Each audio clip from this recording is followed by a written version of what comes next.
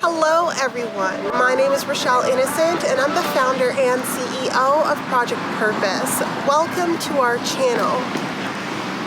Our community is focused on fostering the intellectual and character development in children. We do this through our parent-child workshops that are focused on 4 themes: autonomy, self-efficacy, compassion, and self-concept, in order to cultivate grit, perseverance, and resilience in each child. And we are so thrilled to be offering one of the first of its kind digital, virtual, and continuous learning environments, enabling parents and children to connect from all around the world. At Project Purpose, our overarching mandate is to renew and rebuild family, community, and relationships. Our different social media platforms provide us with an opportunity to have discussions and to create space on all topics that relate to family, community, and relationships with ourselves as well as with others, with a primary focus on mental health and education. More precisely, the ways that the institutions of mental health and education play a role and have played a role in our societies at large. These discussions and debates provide us with an opportunity to think critically about what needs to change within these structures for us to live up to our bold slogan, support, protect, and empower each child through youth-focused development, better known as leadership in juvenescence. We recognize that in valuing our children's leadership potential, this also translates as recreating and co-creating environments, both socially and politically, that will enable our children to thrive. For those of you who are particularly keen on the topic, we also write thought pieces every other Sunday. We actually just dropped a thought piece this past Sunday, so be sure to meander over to the website and check out our online content. Now, if it is the case that you are looking for a listening alternative, well, we're available on 12 different podcast platforms. For your listening leisure, we have provided you with access to the links in the description down below. Now, as is the convention, be sure to subscribe, hit that post notification bell so that you are aware of every time we post. And of course, if you like these conversations and you want to keep them going, like, comment, and share this segment. Let's get into it. Hello, ladies and gentlemen, and welcome back to another segment here on Project Purpose. For those of you who are new, we cover topics that relate to mental health, mental wellness, and education on a week-by-week basis. And this week our topic of discussion is education. On the topic of education, we're going to talk about the problematic nature of consensus. And yes, this is really going to be inflammatory, and I guess for education we've covered 2 kind of inflammatory topics. Our first topic this week was on self-direction, and this actually layers onto that conversation regarding self-direction. And I think that the idea of collaboration or cooperation has been taken to such an extent that a lot of us will put aside our integrity, our values, our personal sense of morality because of consensus.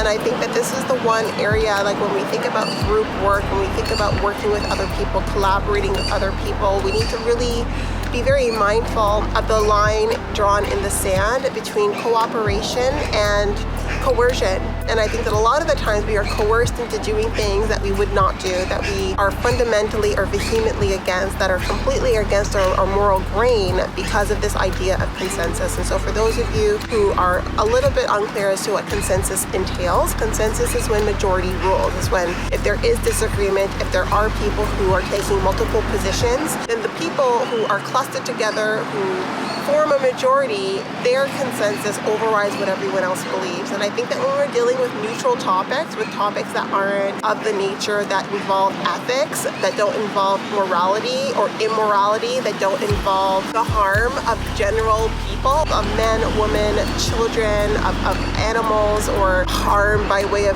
acts of criminality, I think in those cases, when it's not any of those things, like let's go to the park or let's go to Disneyland, yeah, in that case, consensus rules. But in other cases where the effects are much more serious, where the repercussions are much more serious, where the consequences are much more serious, a lot of us feel silenced, coerced into doing certain things in the spirit of consensus. And so I think that consensus has become something that has been weaponized. We are told that if we don't consent, if we don't bend to the object of consensus, then we're not being cooperative, we're not being collaborative, we're not being a team player. And so for this purpose, I like to have conversations on education, because a lot of where my spirit, where my strength will show up is in things that I am very black and white about. And I'm not black and white about everything, but when it comes to my morality, my personal sense of integrity, there is no amount of consensus, there's no amount of spoon feeding me tenets of collaboration, tenets of cooperation, tenets of being a team player that will allow me to bend against the grain that I have established to myself for the sake of consensus. And so I personally don't believe in consensus. If I agree with you, it's because I agree with you. I'm not going to agree with you to be cooperative or to be collaborative. And in that sense, it makes me a difficult person to work with, because a lot of the things that I talk about as a leader that I've referenced in conversation with other leaders are of the nature that are of a moral nature, or of an ethical nature, of a nature that really does touch on your integrity, that really does touch on your sense of right and wrong. And because of those things, like I am very much a stick in the sand when it comes to those things. I don't really care about consensus. In fact, I don't care at all about consensus, and I'm okay to stand alone when the topic is such that I am vehemently against the acts, the outcomes, and the consequences. And if that means I lose everyone in the room as an ally, then I'm comfortable losing everyone in the room as an ally. And I think that what happens is so much of us have been indoctrinated by this idea of consensus that someone like me looks like a disruptor, right? And I think that it's just too easy nowadays to be looked at as a disruptor for little things that should be the cause of disruption all around, right? So I am considered a disruptor because I have no interest in bending in areas where no one should bend if it's against their personal ideals. I am not someone who is going to swallow my personal beliefs and sleep terribly because I want to be cooperative and collaborative with my peers. But I recognize that a lot of people struggle to sleep at night. They drink their gallon of guilt a day because of consensus, because they want to be the kind of person who is seen as collaborative, who is seen as cooperative, and against themselves. And so for me, because I know that I am the one person that I'm going to be with for the rest of my life, I need to be true to me in all cases. I am the rule, not the exception. Everyone around me is the exception. And if you put me in a position where I am at odds with myself to align with you, then that's not a decision I'm willing to make, because you are the exception, I am the rule. And because of that, where it comes to consensus large in part is not something that I adhere to. And I think that it's something that has become so weaponized, and it has forced so many people's hand because they've been indoctrinated by this idea of cooperation and collaboration, that it's been a very warped sense of what cooperation and collaboration should look like. I think cooperation and collaboration are the effect of making a choice that we're all aligned to, but cooperation and collaboration aren't the things that you put in someone's face for them to bend to something that is not in alignment with their personal sense of values. And so because a lot of us are going to deal with coercion, we're going to deal with being coerced into an action, into a trajectory, into a line of decision that's going to benefit some and hurt a lot. And because of the fact that it's never going to be called coercion, it's going to be called consensus, it's going to be called collaboration, it's going to be called cooperation, you need to really be very attuned to the inner voice that's telling you that this is not okay. This is not okay because it's not okay with you. And something not being okay with you doesn't need to be validated by other voices. And I think developing the strength to recognize that how you feel about a certain situation is enough. Like, you don't need checks and balances with other people to act on how you feel, or to withdraw from that situation or that setting, or to figure out a way to bring light to that situation or that setting in a way where you're still maintaining your own personal sense of safety. It takes one decision. It takes one decision to erode at your moral character, at your sense of personal integrity, and then it starts to become this slippery slope, and you wonder, where do I stop? And the best way to answer that is to never start, right? To always be in alignment with yourself, be mindful, be very intentional about the choices that people want you to make to benefit the whole, right? And very few people care about making choices to benefit the whole. Unfortunately, it's just the state of the world right now. And I think that those of us who do want to make choices to benefit the whole, we're disruptors. We're not collaborators. We're not people who are cooperative. We're not people who are team players, because our ideas are too radical for the mainstream thought or for the agenda or the items on the agenda to date that typically typically, in a lot of the settings that I've been in, really do rub against some sort of moral, ethical grain that many of us probably, wouldn't want to go down that path, right? But a lot of the paths that really do create change have a significant impact on a large amount of people. A lot of those agenda items, like the directions that are being taken, are directions that are not necessarily ethical. They're not necessarily going to be the choices that you make in alignment with your highest self. So I think as more of us go into those rooms with our own ideals, with our own ideas of how we want to create social, environmental, personal impact, we need to be very clear on what people are requesting of us when it comes to consensus, and when we should throw consensus out the door. Like for me, I have to say that if I am considered to be a difficult person because I'm not going to provide consensus, I'm not going to hold to the law of consensus for ideas, for trajectories, for game plans that I do not personally agree with, that are not in alignment with my personal set of values, then I'm comfortable being a disruptor, and I'm comfortable losing people, losing friends, losing opportunities, losing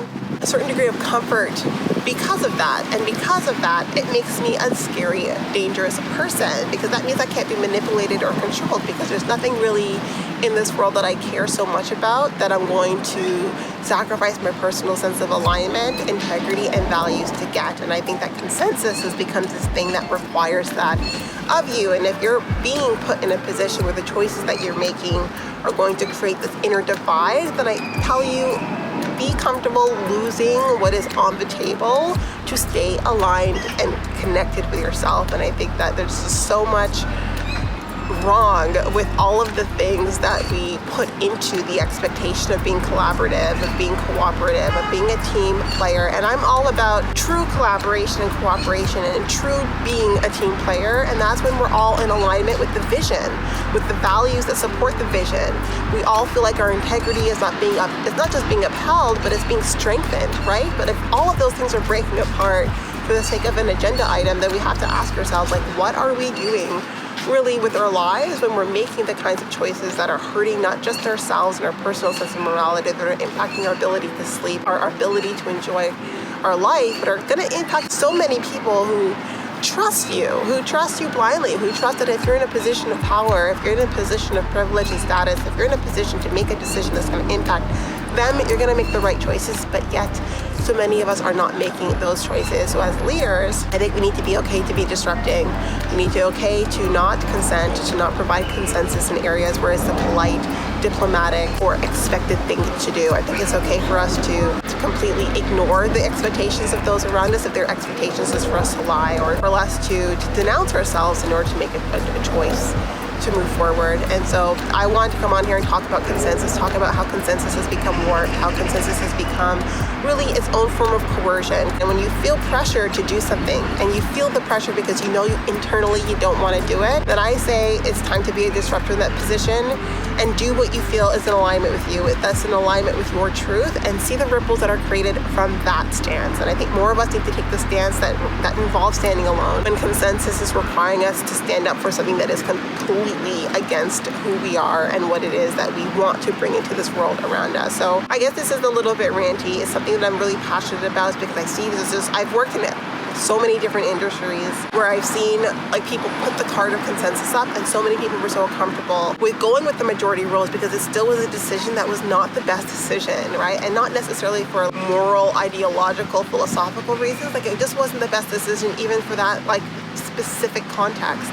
And I think there's so many people who abuse their power, who abuse the power of consensus because they know that we all want to be seen as collaborative, cooperative, and team players. And I think that we need to put limits and constraints to that desire, right? Like I'm all for being palatable. Like I want to be someone people want to work with, but I only want to work with the kind of people who want to do the kinds of things that are in alignment with values, which is why I put so much emphasis on like-mindedness, because I'm not willing to put myself in a position where I am sacrificing my sense of personal integrity, or I'm compromising my sense of personal integrity for the sake of an agenda or a vision or a trajectory that just doesn't align with me.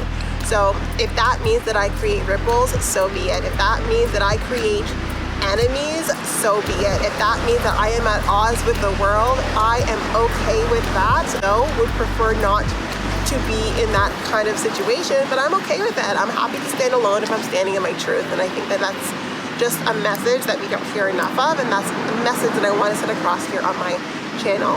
In any case, that's enough for today, but some food for thought for you. Think about how many times you've been coerced, with the spirit and the nature of consensus being what ails that coercion, and then rise against it, right? Like fight back against it. It can be as simple as a no, it can be withdrawing yourself, it can be pivoting your attention elsewhere. There's so many different ways that we can just not consent, not be coerced, not be pushed, manipulated, or controlled into a trajectory or decision that we know this is not going to be for our best or for the best interest of what it is that we're hoping to accomplish in our lives.